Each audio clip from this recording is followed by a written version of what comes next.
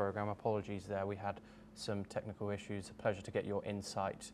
However, we move over to South America now, where the tsunami warnings have been lifted across the Pacific Rim, allowing millions of temporary evacuees to return home after one of the strongest earthquakes ever recorded hit off the coast of Russia. The 8.8 magnitude quake rattled Russia's sparsely populated Kamchatka Peninsula, triggering tsunami warnings and evacuations from Japan to the United States to Ecuador. The tsunamis caused widespread disruption. Peru closed 65 of its 121 Pacific ports, and authorities on Maui cancelled flights to and from the Hawaiian island. In Japan, almost 2 million people had been ordered to higher ground before the warnings were downgraded or rescinded.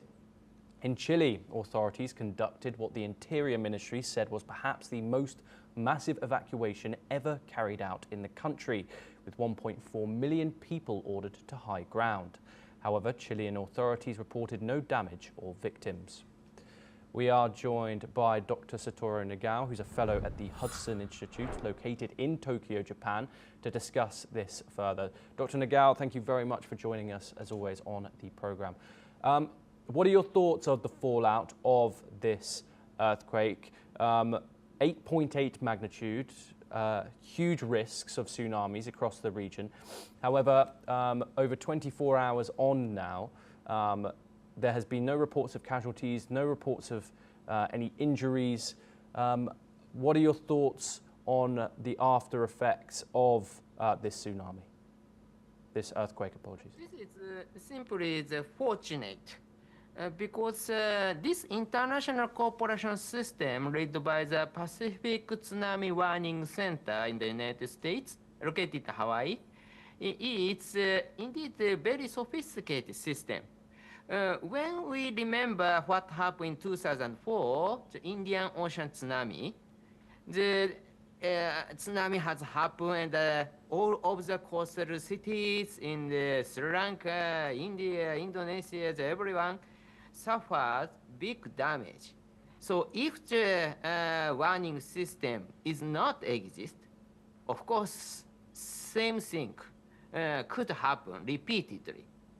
So this time, because of this international warning system exists, everyone evacuate. So economic damage related with evacuation is happened. But at the same time, compare with the more deteriorated, more big wave attacks to coastal cities at the same time, it is fortunate and the economic damage is minimum. So that's why, yes, expectation is more than 3-meter tidal wave tsunami attacks the coastal cities. That is the reason evacuation has happened. And the reality is, in case of Japan, the 1 meter, the 30 centimeter, in the Chile, the 70 centimeter, that is lower than the 3 meter.